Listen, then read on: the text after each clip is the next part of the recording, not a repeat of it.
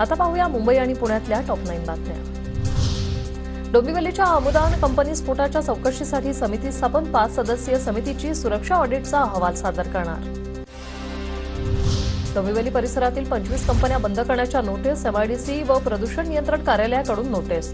डोंबिवलीतील स्फोटानंतर धोकादायक कंपन्यांच्या स्थलांतराचा निर्णय।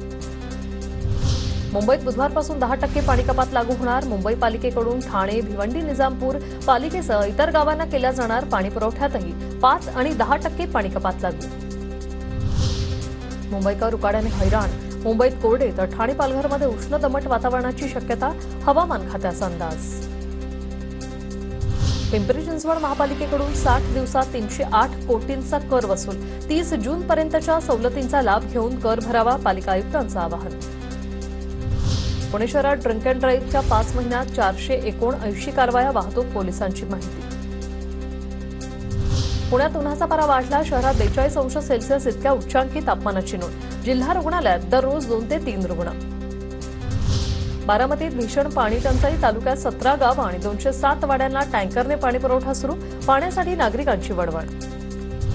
घरात महावितरणने 20 मीटर बसवलेले नसतानाही ग्राहकाला 900 रुपयांचं बिल। पुण्यातील हडपसरच्या मुंडवा परिसरातील प्रकार, ग्राहकांची कार्यकारी अभियंत्यांकडे तक्रार।